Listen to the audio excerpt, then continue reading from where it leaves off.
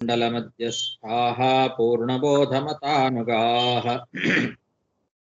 ವೈಷ್ಣವಾ ವಿಷ್ಣುಹೃದಯಾಃ ತನ್ನಮಸ್ತೆ ಗುರುನ್ ಮಮ ಜನ್ಮಾದ್ಯಸ್ಯ ಯತೋನ್ಮಯಾದಿತರತಶ್ಚಾರ್ಥೇಷ್ವಭಿಜ್ಞಸ್ವರಾಟ್ तेने ब्रह्महृदाय आदिकवये मुह्यन्ति यं सूरयः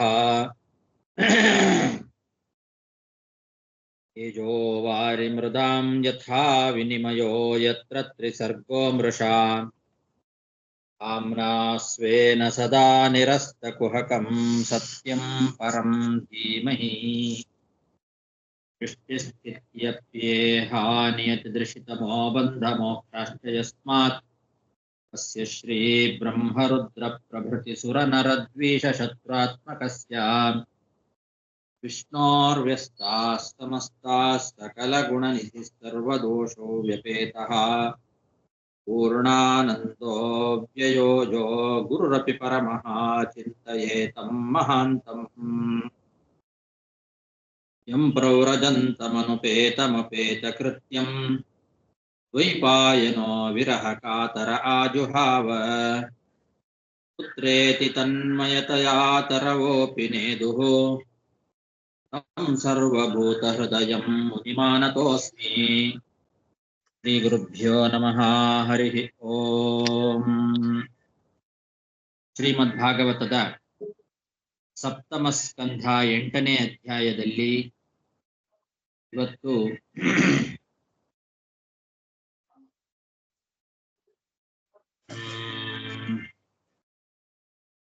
11ನೇ ಶ್ಲೋಕ 10ನೇ ಶ್ಲೋಕ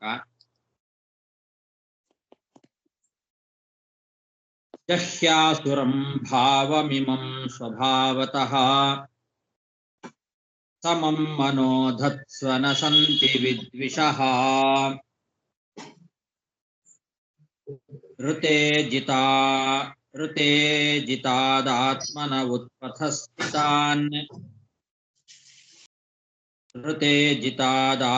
ಉತ್ಪಥಸ್ಥಿತಾತ್ ತದ್ವಿಧ್ಯನಂತಸ್ಯ ಮಹತ್ಸಮರ್ಹಣಂ. ಪ್ರಹ್ಲಾದ ಹಿರಣ್ಯಕಶಿಪುವಿಗೆ ಹೇಳುವಂತಹ ಮಾತು, ಭಗವಂತನೇ ನನಗೆ ಬಲ, ನನಗೆ ಮಾತ್ರ ಅಲ್ಲ ನಿನಗೂ ಅವನೇ ಬಲ, ಮತ್ತೆ ಬೇರೆ ಯಾರು ಬಲಿಷ್ಠರು ಅಂತಿದ್ದಾರೋ ಅವರೆಲ್ಲರಿಗೂ ಬಲ ಅವನೇ. ಸವೈ ಬಲಂ ಬಲಿನಾಂ ಅಪರೇಶಾಂ ಅಂತ ಹಿಂದೆ ಹೇಳಿದ. ಎಲ್ಲರೂ ಅವನ ವಶದಲ್ಲಿದ್ದಾರೆ, ಬ್ರಹ್ಮಾದಿ ದೇವತೆಗಳೆಲ್ಲರೂ. ಅವನೇ ಈಶ್ವರ, ಅವನೇ ಕಾಲನಿಯಾಮಕ, ಅವನೇ ಉರುಕ್ರಮ, ಎಲ್ಲ ಶಕ್ತಿ ಅವಂದೇ. ಅವನೇ ಈ ಜಗತ್ತನ್ನ ಸೃಷ್ಟಿ ಮಾಡೋದು, ಸ್ಥಿತಿ ಮಾಡೋದು, ಲಯ ಮಾಡೋದು. ಆದ್ರಿಂದ ಇನ್ನ ಈ ಆಸುರಿ ಭಾವ ಏನಿದೆ ಅದನ್ನ ಬಿಟ್ಬಿಡು ಅಂತ ಅಪ್ಪನಿಗೆ ಬುದ್ಧಿವಾದ ಹೇಳ್ತಾ ಇದ್ದಾನೆ ಮಗ. ಜಹಿ ಆಸುರ ಭಾವಂ ಇಮಂ, ಈ ಆಸುರ ಸ್ವಭಾವ, ಆಸುರಿ ಬುದ್ಧಿಯನ್ನ ಬಿಟ್ಟುಬಿಡು. ಎಲ್ಲರ ಒಳಗೂ ಭಗವಂತ ಇದ್ದಾನೆ ಅಂತ ಎಲ್ಲರನ್ನೂ ಸಮಾನವಾಗಿ ಕಾಣು.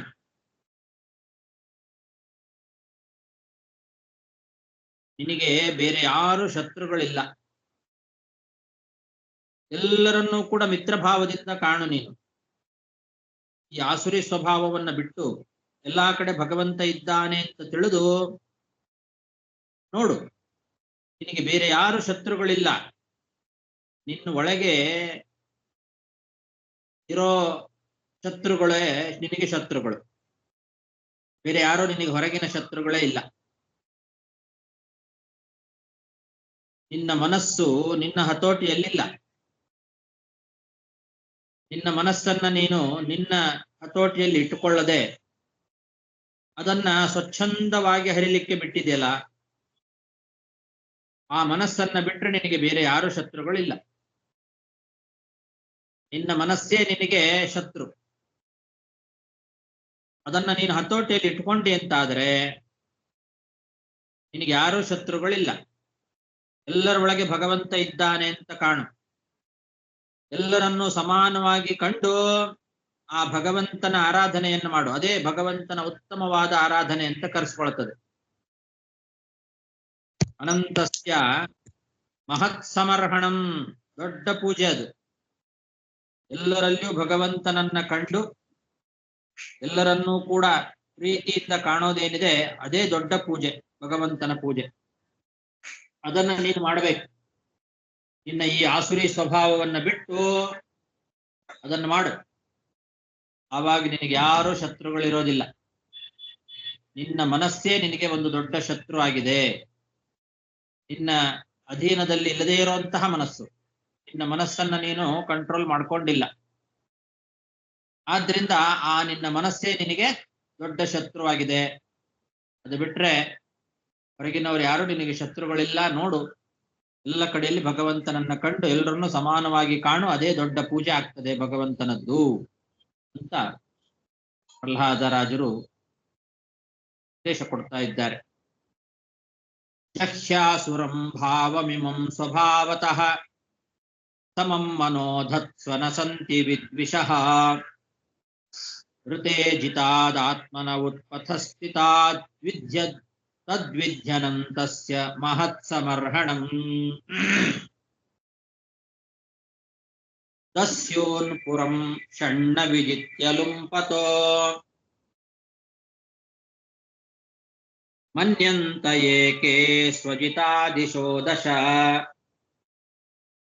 ಜಿತಾತ್ಮನೋಜ್ಞಸ್ಯ ಸಮಸ್ಯ ದೇಹಿನಾಂ ಸಾಧೋ ಸ್ವಮೋಹ ಪ್ರಭವಾ ಕುತಃ ಪರೇ.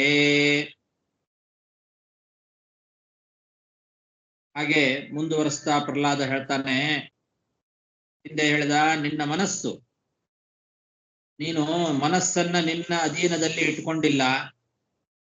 ಅಂತಹ ನಿನ್ನ ಮನಸ್ಸೇ ನಿನಗೆ ದ್ವೇಷಿಯಾಗಿದೆ ಅಂತ ಈಗ ಹೇಳ್ತಾನೆ. ಈ ಶರೀರವನ್ನ ಆಕ್ರಮಣ ಮಾಡಿ ಈ ಶರೀರವನ್ನ ಕೊಳ್ಳೆ ಹೊಡಿತಾ ಇರ್ತಕ್ಕಂಥವ್ರು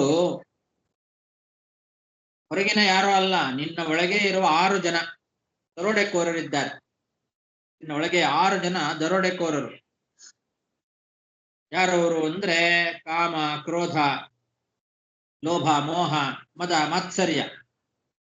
ಈ 6 ಜನ ದರೋಡೆಕೋರರು ನಿನ್ನ ಶರೀರದ ಒಳಗೆ ಇದ್ದಾರೆ. ಅವರೇ ನಿನ್ನ ಶರೀರವನ್ನ ದರೋಡೆ ಮಾಡ್ತಾ ಇದ್ದಾರೆ. ಪಂಚ ಜ್ಞಾನೇಂದ್ರಿಯಗಳು ಮತ್ತು ಮನಸ್ಸು ಅಂತನ್ನೋ 6 ಜನ ದರೋಡೆಕೋರರು.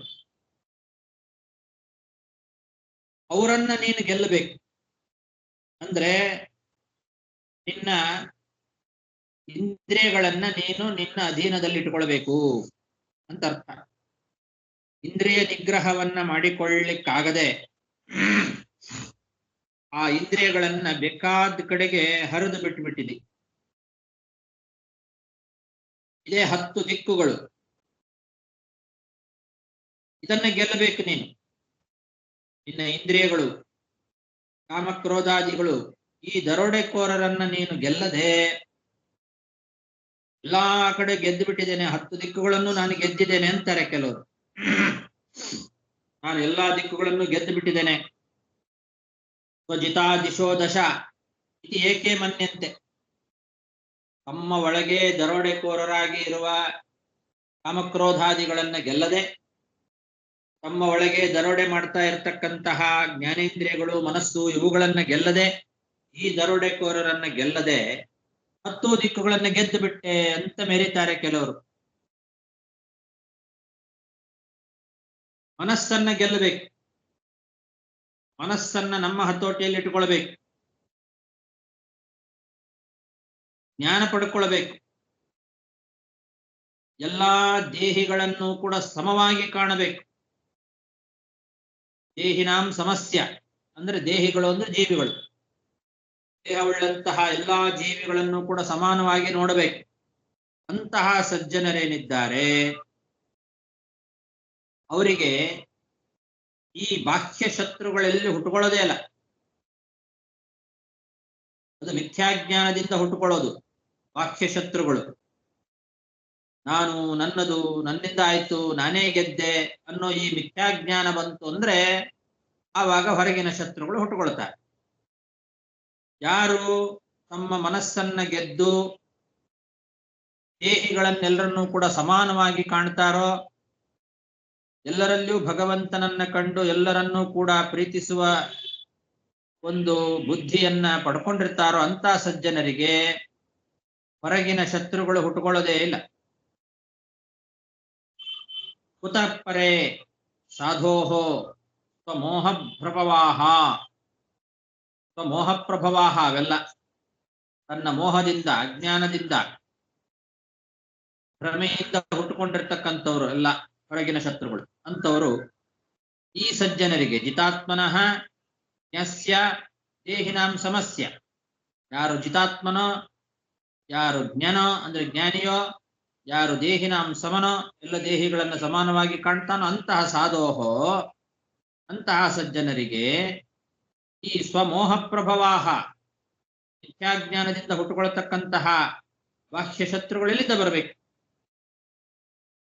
ಹಾಗಾಗಿ ನಿನಗೆ ನಿನ್ನೊಳಗೆ ಇದ್ದಾರೆ ಶತ್ರುಗಳು ನೋಡು ಅಂತನ್ನೋದನ್ನ ಈ ರೀತಿ ಹೇಳ್ತಾ ಇದ್ದಾನೆ ಪ್ರಹ್ಲಾದ. ಹೊರಗಿಲ್ಲ ಶತ್ರುಗಳು, ಒಳಗೆ ಕಾಮಕ್ರೋಧಾದಿಗಳನ್ನ ಗೆಲ್ಲಬೇಕು, ಈ ಇಂದ್ರಿಯಗಳನ್ನ ಗೆಲ್ಲಬೇಕು. ಇವರೇ ಒಳಗೆ ಇದ್ದಾರೆ ಶತ್ರುಗಳು, ಹೊರಗಿಲ್ಲ. ದಸ್ಯೂನ್ ಪುರಂ ಷಣ್ಣ ವಿಜಿತ್ಯ ಲುಂಪತೋ ಮನ್ಯಂತ ಏಕೆ ಸ್ವಜಿತಾದಿಶೋ ದಶ. ಜಿತಾತ್ಮನೋ ಜ್ಞಸ್ಯ ಸಮಸ್ಯ ದೇಹಿನಾಂ ಸಾಧೋ ಸ್ವಮೋಹ ಪ್ರಭವಾ ಕುತಃ ಪರೇ.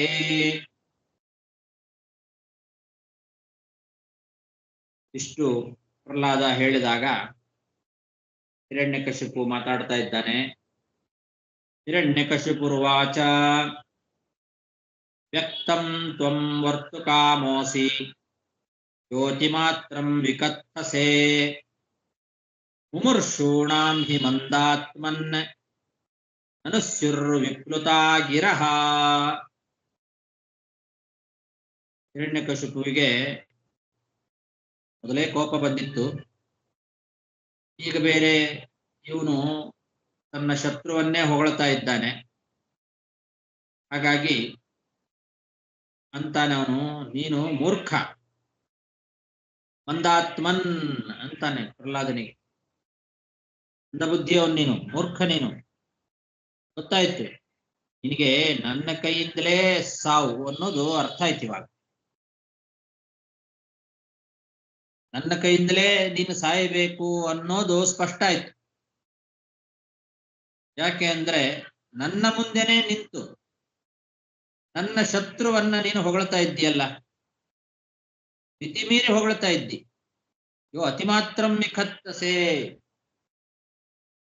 ನನ್ನ ಮುಂದೆ ನಿಂತು ನನ್ನ ಶತ್ರುವನ್ನ ಮಿತಿಮೀರಿ ಹೊಗಳ್ತಾ ಇದ್ದಿ ಅಂದ ಮೇಲೆ ಈಗ ನನಗೆ ಸ್ಪಷ್ಟ ಆಯ್ತು ನೀನು ನನ್ನ ಕೈಯಿಂದಲೇ ಸಾಯಬೇಕು ಅಂತ ಇದೆ. ಅದಕ್ಕೋಸ್ಕರ ನೀನು ಹೀಗೆ ಮಾತಾಡ್ತಾ ಇದ್ದಿ. ಯಾರು ಸಾವಿಗೆ ಹತ್ರದಲ್ಲಿ ಇದ್ದಾರೋ, ಸಾಯಲಿಕ್ಕೆ ಯಾರು ಹೊರಟಿದ್ದಾರೋ ಅಂಥವರ ಮಾತುಗಳು ಹೀಗೆ ಇರ್ತವೆ, ಅಸಂಬದ್ಧವಾಗಿ ಮಾತಾಡ್ತಾರೆ. ಮುಮುರ್ಷೂಣಾಂ ಅವಿಪ್ಲುತಾಗಿರಹ ಅಂತ.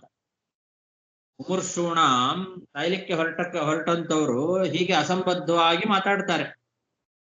ನೀನಿವಾಗ ಸಾವಿನ ದವಡೆಯಲ್ಲಿದ್ದಿ, ನನ್ನ ಕೈಯಿಂದಲೇ ಸಾಯಬೇಕು ಅಂತ ಹೊರಟಿದ್ದಿ ನೀನು. ಆದ್ರಿಂದ ನಿನ್ನ ಮಾತುಗಳು ಈ ರೀತಿ ಅಸಂಬದ್ಧವಾಗಿದ್ದಾವೆ. ಇದು ಅರ್ಥ ಆಯ್ತು ಇವಾಗ ನನಗೆ. ವಿಪ್ಲವಾಹ ಅಂದ್ರೆ ಈ ತರ ಅಸಂಬದ್ಧವಾದ ಮಾತುಗಳು. ನನ್ನ ಮುಂದೆನೆ ನನ್ನ ಶತ್ರುವನ್ನು ಅತಿಯಾಗಿ ಹೊಗಳುತ್ತಾ ಇದ್ದಿ ನೀನು.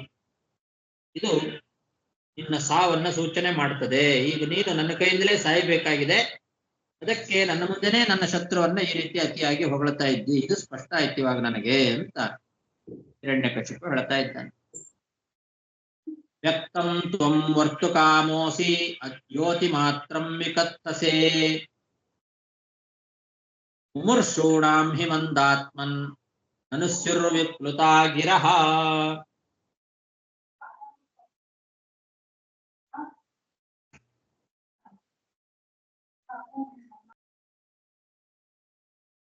ಯಸ್ತ್ವಯಾ ಮಂದಭಾಗ್ಯೋಕ್ತೋ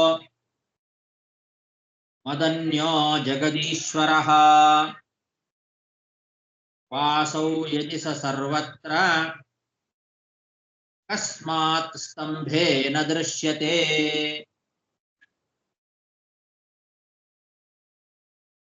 ಪ್ರಹ್ಲಾದನನ್ನ ಕೇಳ್ತಾನೆ, ಎಲೆ ಮಂದಭಾಗ್ಯ ಅಂತ, ಎಲೆ ದುರ್ದೈವಿಯೇ, ನನಗಿಂತ ಬೇರೆ ಜಗದೀಶ್ವರ ಎಲ್ಲಿದ್ದಾನೆ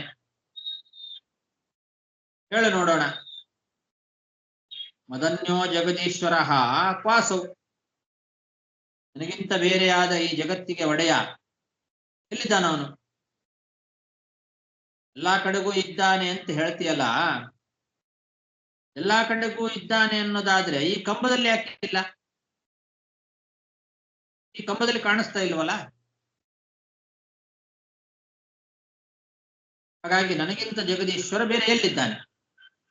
ಯಾರು ಇಲ್ಲ ಅಂತ ಹಿರಣ್ಯಕಶಿಪು ಹೇಳ್ತಾ ಇದ್ದಾನೆ. ಯಸ್ತ್ವಯಾ ಮಂದಭಾಗ್ಯೋಕ್ತೋ ಮದನ್ಯೋ ಜಗದೀಶ್ವರಃ ವಾಸೌ ಯದಿ ಸ ಸರ್ವತ್ರ ಕಸ್ಮಾತ್ ಸ್ತಂಭೇನ ದೃಶ್ಯತೆ.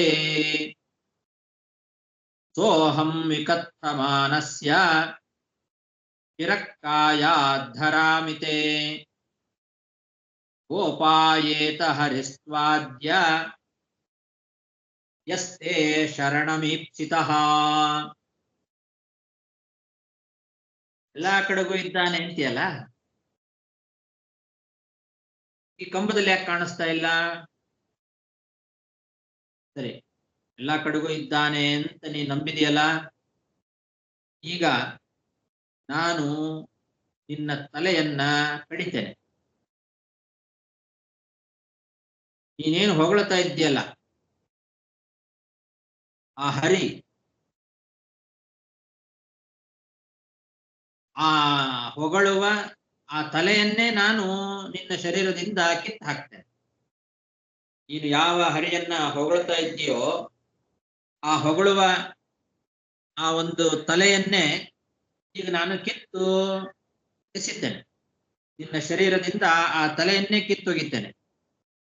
ಒಂದು ವೇಳೆ ನೀನು ನಂಬಿರುವ ನಿನ್ನ ರಕ್ಷಕ ಅಂತ ನೀನೇನ್ ನಂಬಿದೆಯಲ್ಲ, ಆ ನಂಬಿರುವಂತಹ ಆ ಹರಿ ಈಗ ನಿನ್ನನ್ನು ರಕ್ಷಣೆ ಮಾಡ್ಲಿ ನೋಡೋಣ. ನಾನು ಇವಾಗ್ಲೇ ನಿನ್ನ ತಲೆ ಕತ್ತರಿಸ್ತೇನೆ. ನೀನೇನು ಹೊಗಳ್ತಾ ಇದ್ದಿ ಆ ಹರಿಯನ್ನ, ಆ ಹೊಗಳುವ ತಲೆಯನ್ನೇ ಕಿತ್ತು ಹಾಕ್ತೇನೆ. ಇವಾಗ ನೀನು ನಂಬಿರುವ ಆ ಹರಿ ಬಂದು ರಕ್ಷಣೆ ಮಾಡ್ತಾನ ನೋಡೋಣ. ಬರ್ಲಿ, ಅವನು ನಿನ್ನನ್ನು ರಕ್ಷಣೆ ಮಾಡ್ಲಿ ನೋಡೋಣ ಅಂತ ಹೇಳ್ತಾ ಇದ್ದಾನೆ. ಸೋಹಂ ವಿಕಥಮಾನಸ್ಯ ಚಿರಕ್ಕಾಯಾದ್ಧರಾಮಿತೆ ಉಪಾಯೇತ ಹರಿಸ್ವಾದ್ಯ ಯಸ್ತೆ ಶರಣಮೀಪ್ಸಿತಃ. ನಾರದ ಉವಾಚ ಏವಂ ದುರುಕ್ತೈರ್ಮುಹುರರ್ದಯನ್ ವೃಷಾ ಸುತಂ ಮಹಾಭಾಗವತಂ ಮಹಾಸುರಃ ಖಡ್ಗಂ ಪ್ರಗೃಹ್ಯೋತ್ಪತಿತೋ ವರಾಸನಾತ್ ಸ್ತಂಭಂ ತತಾಡಾತಿ ಮನಸ್ವ ಮುಷ್ಟಿನಾ. ನಾರದ ಮಹರ್ಷಿಗಳು ಮುಂದುವರಿಸ್ತಾ ಇದ್ದಾರೆ ಪ್ರವಚನ. ಹೇಳ್ತಾರೆ, ಈ ಮಹಾ ಅಸುರ ಹಿರಣ್ಯಕಶಿಪು ಬಲಿಷ್ಠನಾದವನು ಈ ರೀತಿ ಭಗವದ್ಭಕ್ತನಾದಂತಹ ಮಗನನ್ನ ಕೋಪದಿಂದ ಮತ್ತೆ ಮತ್ತೆ ಕೆಟ್ಟ ಕೆಟ್ಟ ಮಾತುಗಳನ್ನ ಆಡ್ತಾ ಬೈತಾ ಖಡ್ಗ ಹಿಡಿದು ಸಿಂಹಾಸನದಿಂದ ಮೇಲೆ ಹಾರಿ ತನ್ನ ಮುಷ್ಟಿಯಿಂದ ಕಂಬವನ್ನು ಹೊಡೆದ. ಖಡ್ಗಂ ಪ್ರಗೃಹ್ಯ ಉತ್ಪತಿತಃ ಅಂತಿದೆ. ಖಡ್ಗವನ್ನ ಹಿಡಿದು ಅವನು ಸಿಂಹಾಸನದಿಂದ ಮೇಲೆ ಹಾರಿದ. ವರಾಸನಾತ್ ಉತ್ಪತಿತಃ. ವರಾಸನ ಅಂದ್ರೆ ಸಿಂಹಾಸನ. ಖಡ್ಗವನ್ನ ಹಿಡ್ಕೊಂಡು ಕೈಯಲ್ಲಿ ಸಿಂಹಾಸನದಿಂದ ಮೇಲೆ ಹಾರಿದ. ಮುಷ್ಟಿನ ತತಾಡ ಕಂಬಂ, ಕಂಬವನ್ನ ತನ್ನ ಮುಷ್ಟಿಯಿಂದ ಹೊಡೆದ ಅಂತ. ಖಡ್ಗದಿಂದ ಹೊಡೆದ ಅಲ್ಲ, ಮುಷ್ಟಿಯಿಂದ, ಕೈಯನ್ನ ಮುಷ್ಟಿ ಮಾಡಿ ಮುಷ್ಟಿಯಿಂದ ಕಂಬವನ್ನ ಹೊಡೆದ ಅಂತ ಹೇಳಿದ್ದಾರೆ. ಕೆಲವು ಕಡೆಗೆ ಕಾಲಿಂದ ಒದ್ದ ಅಂತ ಇದೆ. ಕಂಬವನ್ನ ಕಾಲಿಂದ ಒದ್ದ ಅಂತ ಕೆಲವು ಕಡೆ ಹೇಳ್ತಾರೆ. ಆದ್ರೆ ಇಲ್ಲಿ ಭಾಗವತದಲ್ಲಿ ಮುಷ್ಟಿಯಿಂದ ಕಂಬವನ್ನ ಹೊಡೆದ ಅಂತ ಇದೆ. ಮುಷ್ಟಿನ ಅಂತ ಸ್ಪಷ್ಟವಾಗಿದೆ. ಬೇರೆ ಪುರಾಣಗಳಲ್ಲಿಯೂ ಕೂಡ ಈ ನರಸಿಂಹ ಅವತಾರದ ಕತೆ ಬರ್ತದೆ. ಅಲ್ಲೆಲ್ಲ ಆ ಕಡೆಗೆ ಕಾಲಿಂದ ಒದ್ದ ಅಂತ ಇದೆ. ರುಕ್ಮಿಣೀಶ ವಿಜಯದಲ್ಲಿಯೂ ಕೂಡ ವಾದಿರಾಜ ಸ್ವಾಮಿಗಳು ಕಾಲಿಂದ ಒದ್ದ ಅಂತ ಹೇಳ್ತಾರೆ. ಇಲ್ಲಿ ಮುಷ್ಟಿಯಿಂದ ಹೊಡೆದ ಅಂತ ಹೇಳಿದ್ದಾರೆ. ಇದು ಬೇರೆ ಬೇರೆ ಕಲ್ಪದಲ್ಲಿ ನಡೆದಂತಹ ಕಥೆ ಅಂತ ಇಟ್ಟುಕೊಳ್ಬೇಕು. ಕಲ್ಪಭೇದೇನ ಈ ವ್ಯತ್ಯಾಸವನ್ನ ಕೂಡಿಸ್ಕೊಳ್ಬೇಕು. ಒಂದು ಕಲ್ಪದಲ್ಲಿ ಮುಷ್ಟಿಯಿಂದ ಹೊಡಿತಾನೆ ಕಂಬವನ್ನ, ಇನ್ನೊಂದು ಕಲ್ಪದಲ್ಲಿ ಕಾಲಿಂದ ಒದಿತಾನೆ. ಹಾಗಿಟ್ಕೊಳ್ಬೇಕು. ಮುಷ್ಟಿಯಿಂದ ಕಂಬವನ್ನ ಹೊಡೆದ. ಏವಂ ದುರುಕ್ತೈರ್ಮುಹುರರ್ಧಯನ್ ಋಷಾ ಸುತಂ ಮಹಾಭಾಗವತಂ ಮಹಾಸುರಃ ಖಡ್ಗಂ ಪ್ರಗೃಹ್ಯೋತ್ಪತಿತೋ ವರಾಸನಾತ್ ಸ್ತಂಭಂ ತತಾಡಾತಿ ಬಲಸ್ವಮುಷ್ಟಿನಾ ತದೈವ ತಸ್ಮಿನ್ನಿನದೋತಿ ಭೀಷಣೋ ಬಭೂವ ಯೇನಾಂಡಕಟಾಹಮಸ್ಫುಟತ್ ಯಂ ವೈ ಸ್ವಧಿಷ್ಣ್ಯೋಪಗತಂ ಕ್ಷಜಾದಯಃ ಶ್ರುತ್ವಾ ಸ್ವಧಾಮಾಪ್ಯಯಮಂಗಮೇ ನಿರೇ. ಕಂಬವನ್ನ ಈ ಹಿರಣ್ಯಕಶಿಪು ಮುಷ್ಟಿಯಿಂದ ಹೊಡೆದಾಗ ಬಹಳ ಭಯಂಕರವಾದ ಶಬ್ದ ಆಯ್ತಂತೆ. ಇಡೀ ಬ್ರಹ್ಮಾಂಡದ ಕವಚವನ್ನೇ ಭೇದ ಮಾಡುವಂತಹ ಭಯಂಕರವಾದ ಶಬ್ದ ಆಯ್ತು. ಏನ ಅಂಡಕಟಾಹಂ ಅಸ್ಫುಟತ್, ಬ್ರಹ್ಮಾಂಡ ಕಟಾಹವನ್ನೇ ಒಡೆದ ಹಾಗೆ ಅಷ್ಟು ಭಯಂಕರವಾದ ಒಂದು ಶಬ್ದ. ಅತಿಭೀಷಣ ತಸ್ಮಿನ್ನಿನದು ಸದೈವ, ಕೂಡ್ಲೆ ಅವನು ಮುಷ್ಟಿಯಿಂದ ಕಂಬವನ್ನು ಹೊಡೆದ ಕೂಡಲೇ ಭಯಂಕರವಾದ ಶಬ್ದ ಆಯ್ತು. ಇಲೇ ರಾಜನೇ ಅಂತ ನಾರದರು ಧರ್ಮರಾಜನಿಗೆ ಹೇಳ್ತಾ ಇದ್ದಾರಲ್ಲ, ಧರ್ಮರಾಜ ಆ ಶಬ್ದ ಏನಿತ್ತಲ್ಲ, ಆ ಶಬ್ದ ಬ್ರಹ್ಮಾದಿ ದೇವತೆಗಳೆಲ್ಲ ಕೇಳಿಸ್ಕೊಂಡ್ರು. ಅವರವರ ಲೋಕದಲ್ಲೆಲ್ಲ, ತಮ್ಮ ಲೋಕದ ಒಳಗೆ ಬಂದಿತ್ತದು ಶಬ್ದ. ಬ್ರಹ್ಮಾದಿ ದೇವತೆಗಳು ಯಾವ್ಯಾವ ಲೋಕದಲ್ಲಿ ಯಾವ್ಯಾವ ದೇವತೆಗಳಿದ್ದಾರೋ ಆ ಎಲ್ಲಾ ದೇವತೆಗಳು ಕೂಡ ಆ ಶಬ್ದವನ್ನ, ತಮ್ಮ ಲೋಕದ ಒಳಗೆ ಬಂದಂತಹ ಆ ಭಯಂಕರವಾದ ಶಬ್ದವನ್ನ ಕೇಳಿ ತಮ್ಮ ಲೋಕಗಳೇ ನಾಶವಾಗುವ ಕಾಲ ಬಂತು ಅಂತ ತಿಳ್ಕೊಂಡ್ರಂತೆ. ಅಷ್ಟು ಭಯಂಕರವಾದ ಶಬ್ದ ಆಗಿದೆ. ಎಲ್ಲ ಲೋಕಗಳಲ್ಲೂ ಹರಡಿದೆ. ಬ್ರಹ್ಮಾದಿ ದೇವತೆಗಳೆಲ್ಲ ಆ ಕೇಳಿಸಿರುವ ಶಬ್ದವನ್ನ ಕೇಳಿ ತಮ್ಮ ಲೋಕವೇ ನಾಶವಾಗುವಂತಹ ಒಂದು ಕಾಲ ಬಂತು ಅಂತ ತಿಳ್ಕೊಂಡ್ಬಿಟ್ರು. ಅಷ್ಟು ಭಯಂಕರವಾದ ಶಬ್ದ.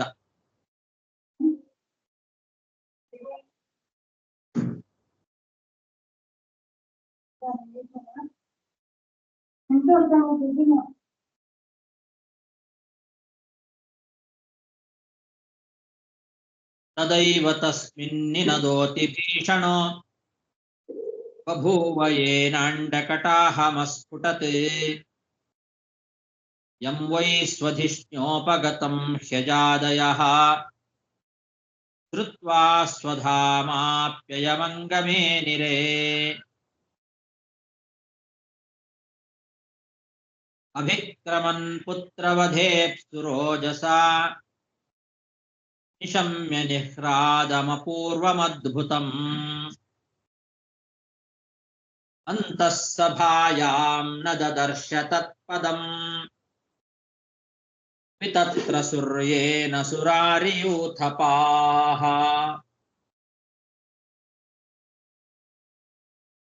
ಬಹಳ ಅದ್ಭುತವಾದಂತಹ ಧ್ವನಿ, ಹಿಂದೆ ಎಂದೂ ಕೂಡ ಕೇಳದೇ ಇರುವಂತಹ ಒಂದು ಧ್ವನಿ ಕೇಳಿಸ್ತದೆ. ಈ ಹಿರಣ್ಯಕಶಿಪು ಮಗನನ್ನ ಕೊಲ್ಲಬೇಕು ಅಂತ ಒಂದು ಹೆಜ್ಜೆ ಇಡ್ತಾ ಇದ್ದಾನೆ, ಬಲವಾಗಿ ಒಂದು ಹೆಜ್ಜೆ ಇಟ್ಟಿದ್ದಾನೆ. ಅಭಿಕ್ರಮನ್ ಪುತ್ರವಧೇಪ್ಸುಹು, ಪುತ್ರನನ್ನ ವಧ ಮಾಡಬೇಕು ಅಂತ ಬಯಸಿ ಒಂದು ಹೆಜ್ಜೆ ಮುಂದಿಟ್ಟ. ಒಂದು ಹೆಜ್ಜೆಯನ್ನ ಮುಂದೆ ಇಡ್ತಾ ಇದ್ದಂತೆ ನಿರ್ಹ್ರಾದಂ ಅಪೂರ್ವಂ ಅದ್ಭುತಂ. ಅಪೂರ್ವ ಅಂದ್ರೆ ಹಿಂದೆಂದೂ ಈ ರೀತಿಯಾದ ಶಬ್ದವನ್ನ ಕೇಳಿದ್ದಿಲ್ಲ ಅವನು. ಅಂತಹ ಒಂದು ಶಬ್ದ, ಅಪೂರ್ವವಾದ ಒಂದು ಶಬ್ದ, ಅದ್ಭುತವಾದ ಒಂದು ಧ್ವನಿ ಅವನಿಗೆ ಕೇಳಿಸ್ತು. ಆ ಧ್ವನಿಯಿಂದ ಎಲ್ಲ ಅಸುರ ನಾಯಕರೆಲ್ಲ ಹೆದರಿಬಿಟ್ಟಿದ್ದಾರೆ. ಸುರಾರಿಯೂಥಪಾಃ ವಿತತ್ರಸುಹು, ಎಲ್ಲರೂ ಹೆದರಿಬಿಟ್ಟಿದ್ದಾರೆ. ಅಂತಹ ಒಂದು ಅಪೂರ್ವವಾದ ಧ್ವನಿ ಕೇಳಿಸ್ತು. ಆದರೆ ಆ ಧ್ವನಿ ಎಲ್ಲಿಂದ ಬಂತು, ಯಾರ ಧ್ವನಿ ಅಂತ ಯಾರಿಗೂ ಗೊತ್ತಾಗ್ಲಿಲ್ಲ. ಅಂತಃಸಭಾಯಾಮ್, ಸಭೆಯ ಒಳಗಿಂದ ಬಂದಿದೆ. ಆ ಸಭಾ ಮಂಟಪದಲ್ಲಿ ಶಬ್ದ ಕೇಳಿಸ್ತಾ ಇದೆ. ಆ ಸಭೆಯೊಳಗಿಂದ ಬಂದ ಶಬ್ದ ಎಲ್ಲಿಂದ ಬಂತು, ಯಾರಿಂದ ಬಂತು, ಹೇಗೆ ಬಂತು ಅಂತ ಗೊತ್ತೇ ಆಗ್ತಾ ಇಲ್ಲ ಯಾರಿಗೂ. ಅಂತಹ ಒಂದು ಶಬ್ದ ಕೇಳಿಸ್ತು, ಧ್ವನಿ ಕೇಳಿಸ್ತು. ನ ದದರ್ಶ ತತ್ಪದಂ, ಎಲ್ಲಿಂದ ಬಂತು ಅಂತ ಗೊತ್ತಾಗ್ತಾ ಇಲ್ಲ, ಯಾರಿಂದ ಬಂತು ಅಂತ ಗೊತ್ತಾಗ್ತಾ ಇಲ್ಲ. ಅಂತಹ ಒಂದು ಧ್ವನಿ ಕೇಳಿಸ್ತು. ಅಭಿಕ್ರಮನ್ ಪುತ್ರವಧೇ ಸುರೋಜಸಾ ನಿಶಮ್ಯ ನಿರ್ಹ್ರಾದಮಪೂರ್ವಮದ್ಭುತಂ ಅಂತಃಸಭಾಯಾಂ ನ ದದರ್ಶ ತತ್ಪದಂ ವಿತತ್ರ ಸುರ್ಯೇನ ಸುರಾರಿಯೂಥಪಾಃ. ಯಾವುದದು ಧ್ವನಿ, ಎಲ್ಲಿಂದ ಬಂತು, ಏನ್ ಧ್ವನಿ ಅದು ಅಂದ್ರೆ,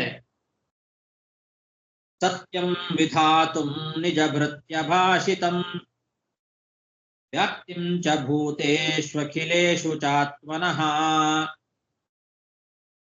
ಅದೃಶ್ಯತಾತ್ಯದ್ಭುತ ರೂಪಮುದ್ವಹನ್ ಸ್ತಂಭೇ ಸಭಾಯಾಂ ನ ಮೃಗಂ ನ ಮಾನುಷಂ.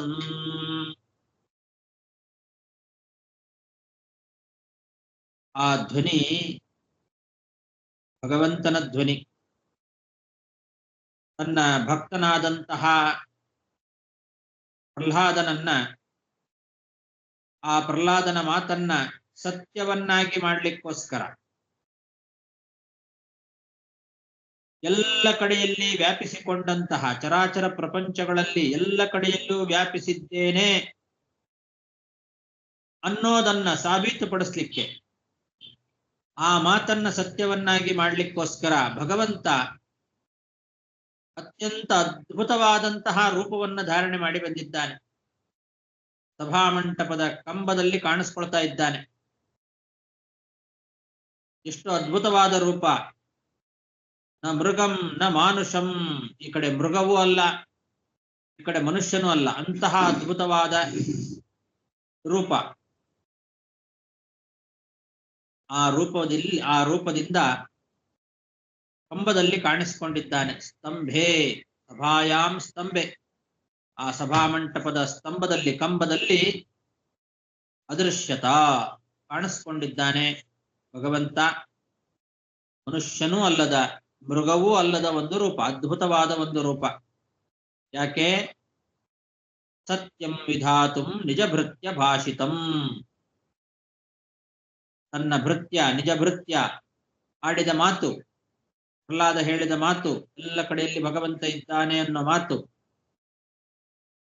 ಅದನ್ನ ಸತ್ಯವನ್ನಾಗಿ ಮಾಡಲಿಕ್ಕೆ ವ್ಯಾಪ್ತಿಂಚ ಭೂತೇಶು ಅಖಿಲೇಶು ಚಾತ್ಮನಃ, ಅಖಿಲೇಶು ಭೂತೇಶು ಎಲ್ಲ ಚರಾಚರ ಪ್ರಪಂಚಗಳಲ್ಲಿ ತನ್ನ ವ್ಯಾಪ್ತಿ ಇದೆ ಅನ್ನೋದನ್ನ ಸತ್ಯವನ್ನಾಗಿ ಮಾಡ್ಲಿಕ್ಕೋಸ್ಕರ ಆ ಭಗವಂತ ಅದ್ಭುತವಾದ ಒಂದು ರೂಪವನ್ನು ತೆಗೆದುಕೊಂಡು ಆ ಸ್ತಂಭದ ಮಧ್ಯದಲ್ಲಿ ಕಾಣಿಸಿಕೊಂಡಿದ್ದಾನೆ.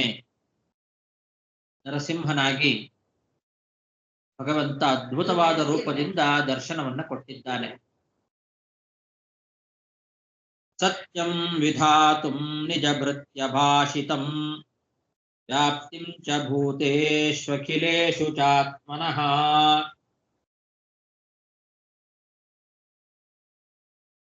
ಅದೃಶ್ಯತಾತ್ಯದ್ಭುತ ರೂಪಮುದ್ವಹನ್ ಸ್ತಂಭೆ ಸಭಾಯಾಂ ನ ಮೃಗಂ ನ ಮಾನುಷಂ. ನಿಜಭೃತ್ಯ ಭಾಷಿತಂ ಸತ್ಯಂ ವಿಧಾತುಂ. ನಿಜಭೃತ್ಯ ಪ್ರಹ್ಲಾದ ಏಕಾಂತ ಭಕ್ತ. ನಿಜ ಭೃತ್ಯ ಅಂದ್ರೆ ಏಕಾಂತ ಭಕ್ತ. ತನ್ನ ಭೃತ್ಯ ಏಕಾಂತ ಭಕ್ತನಾದ ಪ್ರಹ್ಲಾದ ಹೇಳಿದ್ದು ಮಾತು, ಪರಮಾತ್ಮ ಎಲ್ಲ ಕಡೆಯಲ್ಲಿದ್ದಾನೆ ಅನ್ನೋ ಮಾತು. ಆ ಮಾತನ್ನ ಸತ್ಯವನ್ನಾಗಿ ಮಾಡ್ಲಿಕ್ಕೋಸ್ಕರ ಕಂಬದಲ್ಲಿ ಪ್ರಕಟನಾದ ಅಂತ ಇದು ಒಂದರ್ಥ. ಆದ್ರೆ ಇನ್ನು ಅನೇಕ ಅರ್ಥಗಳಿದ್ದಾವೆ ಈ ಶಬ್ದ. ನರಸಿಂಹನಾಗಿ ಭಗವಂತ ನಿಜಭೃತ್ಯ ಭಾಷಿತಂ ಸತ್ಯಂ ವಿಧಾತುಂ ಅದೃಶ್ಯತ. ನಿಜಭೃತ್ಯರು ಅಂತಂದ್ರೆ ಜಯ ವಿಜಯರು ಅಂತ ಕೂಡ ಆಗ್ತದೆ. ಜಯ ವಿಜಯರು ಕೂಡ ತಮ್ಮ ಭೃತ್ಯರು. ಅವರಿಗೆ ತಾನೇ ಹೇಳಿದ್ದ 3 ಜನ್ಮಗಳಲ್ಲಿಯೂ ಕೂಡ ನಾನೇ ನಿಮ್ಮನ್ನ ಸಂಹಾರ ಮಾಡ್ತೇನೆ ಅಂತ ಮಾತು ಕೊಟ್ಟಿದ್ದ ಭಗವಂತ. ಆ ಮಾತನ್ನ ಸತ್ಯವನ್ನಾಗಿ ಮಾಡ್ಲಿಕ್ಕೆ ಬಂದ ಅಂತನೂ ಕೂಡ ಅರ್ಥವನ್ನ ಇಟ್ಟುಕೊಳ್ಬಹುದು.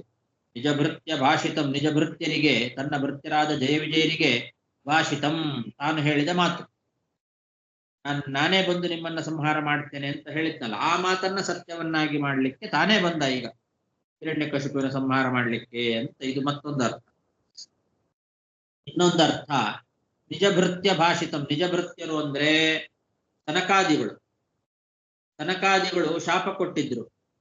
ನಿಜಭೃತ್ಯರಾದ ಸನಕಾದಿಗಳು ಶಾಪ ಕೊಟ್ಟಿದ್ದು ಏನಂತ, 3 ಜನ್ಮ ಮುಗಿದ ಮೇಲೆ ಪುನಃ ವೈಕುಂಠಕ್ಕೆ ಹಿಂತಿರುಗಿ ಬನ್ರಿ ಅಂತ ಅವರು ಸನಕಾದಿಗಳು ಹೇಳಿದ ಮಾತು. ಅದನ್ನ ಸತ್ಯವನ್ನಾಗಿ ಮಾಡ್ಲಿಕ್ಕೆ ಈಗ ಆ ಹಿರಣ್ಯಕಶಿಪುವಿನ ಸಭಾಮಂಟಪದಲ್ಲಿ ಪ್ರಕಟನಾದ. ಅಂದ್ರೆ 1 ಜನ್ಮ ಕಳಿಲಿಕ್ಕೆ. 3 ಜನ್ಮ ಕಳೆದ ಮೇಲೆ ಬರಬೇಕಲ್ವಾ, ಅದರಲ್ಲಿ 1 ಜನ್ಮ ಕಳಿಬೇಕಿವಾಗ. ಅದಕ್ಕೋಸ್ಕರ ಈಗ ಈ ನರಸಿಂಹನಾಗಿ ಬಂದ ಅಂತ ಇದು ಒಂದು ಅರ್ಥ. ಇನ್ನೊಂದು ನಿಜಭೃತ್ಯ ಅಂದ್ರೆ ತನ್ನ ಏಕಾಂತ ಭಕ್ತ ಚತುರ್ಮುಖ ಬ್ರಹ್ಮ, ಅವನ ಭೃತ್ಯ ಅಂದ್ರೆ ಹಿರಣ್ಯಕಶಿಪು ಹಾಗೂ ಇಟ್ಕೊಳ್ಬಹುದು. ನಿಜ ಭೃತ್ಯ, ನಿಜ ಅಂದ್ರೆ ತನ್ನವನಾದ ಚತುರ್ಮುಖ ಬ್ರಹ್ಮ, ಅವನ ಭೃತ್ಯ ಅಂದ್ರೆ ಹಿರಣ್ಯಕಶಿಪು, ಬ್ರಹ್ಮನ ಭೃತ್ಯ. ಅವನು ಹೇಳಿದ್ದು ಏನು ಹೇಳಿದ್ದ? ಹಿರಣ್ಯಕಶಿಪು ಬ್ರಹ್ಮದೇವರಿಗೆ ಏನ್ ಹೇಳಿದ್ದ? ನನಗೆ ಮೃಗದಿಂದ ಸಾವು ಬರಬಾರದು, ಮನುಷ್ಯರಿಂದ ಸಾವು ಬರಬಾರದು ಅಂತ ಅವನು ಕೇಳಿಕೊಂಡಿದ್ದ. ಮನುಷ್ಯರಿಂದಲೂ ಸಾವು ಬರಬಾರದು, ಮೃಗಗಳಿಂದಲೂ ಸಾವು ಬರಬಾರದು ಅಂತ ಏನು ಅಂದಿದ್ನಲ್ಲ ತನ್ನ ಭೃತ್ಯ, ತನ್ನ ಅಂದ್ರೆ ತನ್ನವನಾದ ಬ್ರಹ್ಮನ ಭೃತ್ಯ ಹಿರಣ್ಯಕಶಿಪು. ಆ ಮಾತನ್ನ ಸತ್ಯವನ್ನಾಗಿ ಮಾಡ್ಲಿಕ್ಕೂ ಕೂಡ ಈಗ ಮೃಗವೂ ಅಲ್ಲ ಮನುಷ್ಯನೂ ಅಲ್ಲ ಅಂತ ರೂಪವನ್ನ ತಗೊಂಡು ಬಂದ ಅಂತ ಇದು ಮತ್ತೊಂದು ಅರ್ಥ. ಇನ್ನೊಂದು ತನ್ನ ಭೃತ್ಯ ಚತುರ್ಮುಖ, ಅವನು ಮಾತು ಕೊಟ್ಟಿದ್ದ ಅವನಿಗೆ ಹಿರಣ್ಯಕಶಿಪುವಿಗೆ ತಥಾಸ್ತು ಅಂತ. ಆವಾಗ ಸ್ವಭೃತ್ಯ ಅಂದ್ರೆ ತನ್ನ ಭೃತ್ಯನಾದ ಚತುರ್ಮುಖ ಬ್ರಹ್ಮ ಹೇಳಿದ ಮಾತು, ತಥಾಸ್ತು ಅಂತ ಹೇಳಿದ ಮಾತು, ಅದನ್ನ ಸತ್ಯವನ್ನಾಗಿ ಮಾಡ್ಲಿಕ್ಕೆ ಈ ರೀತಿ ನರಸಿಂಹನಾಗಿ ಬಂದ ಅಂತ ಇದು ಕೂಡ ಅರ್ಥವನ್ನ ಮಾಡ್ಲಿಕ್ಕೆ ಬರ್ತದೆ. ಇನ್ನು ಒಂದು ನಿಜಭೃತ್ಯ. ನಿಜಭೃತ್ಯ ಅಂದ್ರೆ ವಸ್ತುತಃ ತನ್ನ ಭೃತ್ಯನೇ ಆದ ಏನು ಈ ಹಿರಣ್ಯಕಶಿಪು ಇದ್ದಾನೆ, ಅವನು ವಸ್ತುತಃ ತನ್ನ ಭೃತ್ಯನೇ ಜಯ. ಅವನು ಹೇಳಿದ್ದು ಪ್ರಹ್ಲಾದನನ್ನ ವಿರೋಧ ಮಾಡಿದ್ದರಿಂದ ಪ್ರಾಯ ನನಗೆ ಮರಣ ಬರ್ತದೆ ಅಂತ ಅವನಂದಿದ್ದ ಹಿಂದೆ. ನನಗೆ ನಿಜವಾಗ್ಲೂ ಪ್ರಾಯ ಈ ಪ್ರಹ್ಲಾದನನ್ನ ವಿರೋಧ ಮಾಡೋದ್ರಿಂದಲೇ ಮರಣ ಬರ್ತದೆ ಅಂತ. ಮತ್ತೆ ಎಲ್ಲಿದ್ದಾನೆ ಆ ಹರಿ, ಈಗ ಬಂದು ಕಾಪಾಡ್ಲಿ ನೋಡೋಣ ಅಂದಿದ್ನಲ್ಲ, ಆ ಮಾತನ್ನ ಈ 2 ಮಾತು, ಎಲ್ಲಿದ್ದಾನೆ ಈಗ ನಾನು ನಿನ್ನನ್ನ ಕೊಲ್ತೇನೆ, ನಿನಗೆ ನಿನ್ನ ರಕ್ಷಕನಾದ ಆ ಹರಿ ಬಂದು ಕಾಪಾಡ್ಲಿ ನೋಡೋಣ ಅಂತ ಅಂದಿದ್ನಲ್ಲ ಆ ಮಾತು. ಮತ್ತೆ ಹಿಂದೆ ಒಂದ್ಸಲ ಪ್ರಹ್ಲಾದನನ್ನ ವಿರೋಧ ಮಾಡಿದ್ರಿಂದಲೇ ಪ್ರಾಯ ನನಗೆ ಮರಣ ಅನ್ನೋ ಮಾತು. ಈ ಎರಡು ಮಾತನ್ನ ಸತ್ಯವನ್ನಾಗಿ ಮಾಡ್ಲಿಕ್ಕೆ ಈಗ ನರಸಿಂಹನಾಗಿ ಬಂದ ಅಂತ ಹಾಗೂ ಕೂಡ ಅರ್ಥ. ಇನ್ನೊಂದು ನಿಜ ಭೃತ್ಯ ಭಾಷಿತಂ. ನಿಜ ಅಂದ್ರೆ ತಾನು, ತಾನು ಅಂದ್ರೆ ಭಗವಂತ, ಭೃತ್ಯ ಭಾಷಿತಂ ಅಂದ್ರೆ ಭೃತ್ಯರ ವಿಷಯದಲ್ಲಿ ಹೇಳಿದ ಮಾತು. ನಮೇ ಭಕ್ತ ಪ್ರಣಶ್ಯತಿ ಅಂತ ಭಗವಂತ ಹೇಳಿದ ಮಾತಿದೆ. ನನ್ನ ಭಕ್ತ ಯಾವತ್ತೂ ಕೂಡ ನಾಶವಾಗೋದಿಲ್ಲ, ನನ್ನ ಭಕ್ತನಿಗೆ ಕೆಡಕಾಗೋದಿಲ್ಲ ಅಂತ ಭಗವಂತ ಹೇಳಿದ ಮಾತು. ನನ್ನ ಭಕ್ತರಿಗೆ ನಾಶ ಇಲ್ಲ ಅಂತ ನಾನು ಕಾಪಾಡ್ತೇನೆ ಅಂತ ತಾನು ಹೇಳಿದ ಮಾತು. ನಿಜ ಭೃತ್ಯ ಭಾಷಿತಂ ಅಂದ್ರೆ ತಾನು ತನ್ನ ಭೃತ್ಯರ ವಿಷಯದಲ್ಲಿ ಹೇಳಿದ ಮಾತು. ಅದನ್ನ ಸತ್ಯವನ್ನಾಗಿ ಮಾಡ್ಲಿಕ್ಕೆ ಈಗ ತನ್ನ ಭೃತ್ಯ ಪ್ರಹ್ಲಾದ ಅವನನ್ನ ಕಾಪಾಡ್ಲಿಕ್ಕೋಸ್ಕರ ನರಸಿಂಹನಾಗಿ ಬಂದ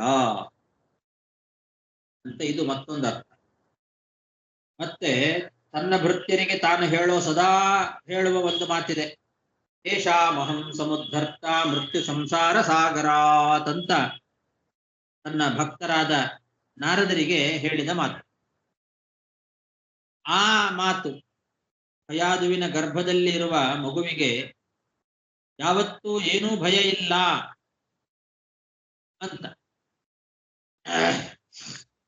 ನಾರದರು ಹೇಳಿದ ಮಾತು. ನನ್ನ ಭೃತ್ಯರಿಗೆ ಏಷಾಮಹಂ ಸಮುದ್ಧರ್ತ ಮೃತ್ಯು ಸಂಸಾರ ಸಾಗರಾತ್, ನಾನು ಅವರನ್ನು ಉದ್ಧಾರ ಮಾಡ್ತೇನೆ ಅಂತ ಭಗವಂತ ಹೇಳಿದ ಮಾತು. ನಾರದರು ಹಯಾದುವಿನ ಗರ್ಭದಲ್ಲಿರುವ ಮಗುವಿಗೆ ಯಾವತ್ತೂ ನಾಶ ಇಲ್ಲ, ಏನು ಭಯ ಇಲ್ಲ ಅಂತ ಹೇಳಿದ್ರು. ಆ ಮಾತು ಅದನ್ನ ಸತ್ಯವನ್ನಾಗಿ ಮಾಡ್ಲಿಕ್ಕೂ ಕೂಡ ಈಗ ನರಸಿಂಹನಾಗಿ ಭಗವಂತ ಬಂದಿದ್ದಾನೆ. ಆ ಪ್ರಹ್ಲಾದನ ಭಯವನ್ನ ನಾಶ ಮಾಡ್ಲಿಕ್ಕೋಸ್ಕರ ಬಂದಿದ್ದಾನೆ. ಇದು ಕೂಡ ನಿಜ ಭೃತ್ಯ ಭಾಷಿತಂ ಅನ್ನೋದಕ್ಕೆ ಅರ್ಥ. ಮತ್ತೊಂದು ನಿಜ ಭೃತ್ಯ ಅಂದ್ರೆ ತನ್ನ ಭೃತ್ಯರು ಸದಾಕಾಲ ಹೇಳುವಂತಹ ಮಾತು. ಮಾಂ ರಕ್ಷತು ವಿಭುರ್ನಿತ್ಯಂ, ನನ್ನನ್ನು ರಕ್ಷಣೆ ಮಾಡು ಭಗವಂತ, ನೀನು ಎಲ್ಲ ಕಡೆಯಲ್ಲಿ ವ್ಯಾಪ್ತನಾಗಿದ್ದಿ, ಸಮರ್ಥನಾಗಿದ್ದಿ, ಅಂತಹ ನೀನು ನನ್ನನ್ನು ರಕ್ಷಣೆ ಮಾಡು ಅಂತ, ರಕ್ಷಿಸು ನಮ್ಮನ್ನು ಅನವರತ ಅಂತ ನನ್ನ ಸೇವಕರು ಸದಾ ಆಡುವ ಮಾತೇನಿದೆ ಅದನ್ನ ಸತ್ಯವನ್ನಾಗಿ ಮಾಡ್ಲಿಕ್ಕೂ ಕೂಡ ನರಸಿಂಹನಾಗಿ ಬಂದ ಅಂತ ಮತ್ತೊಂದರ್ಥ. ಇನ್ನೂ ಒಂದು, ತನ್ನ ಬಗ್ಗೆ ಭೃತ್ಯರು ಸೇವಕರು ಹೇಳುವಂತಹ ಮಾತು. ತಂದೆ ತಾಯಿಗಳಿಂದ ಹುಟ್ಟುವಂತಹ ಏನೊಂದು ಜಡ ದೇಹ ಇದೆ, ಪ್ರಾಕೃತ ದೇಹ, ಇಂತಹ ದೇಹ ಭಗವಂತನಿಗೆ ಯಾವತ್ತೂ ಕೂಡ ಇಲ್ಲ.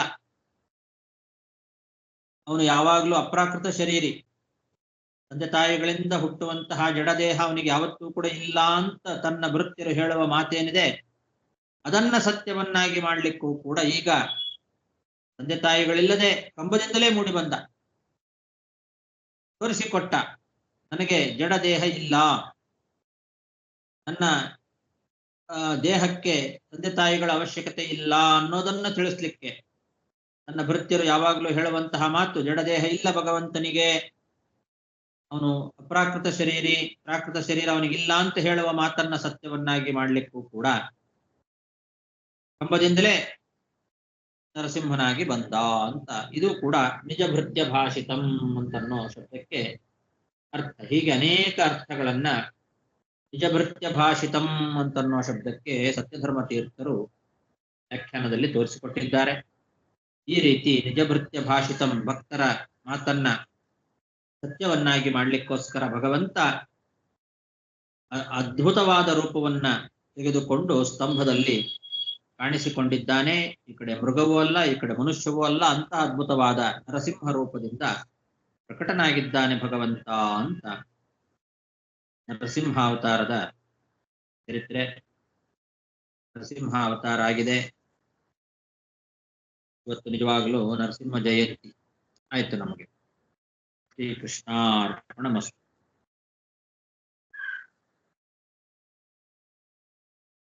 ನಮಸ್ಕಾರ ಗುರುಗಳೇ.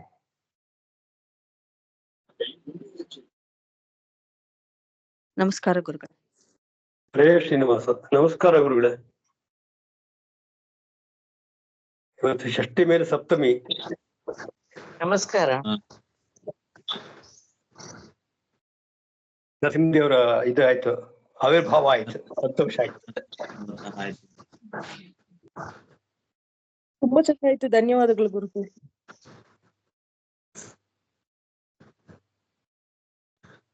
ಹರೇ ನಮಃ.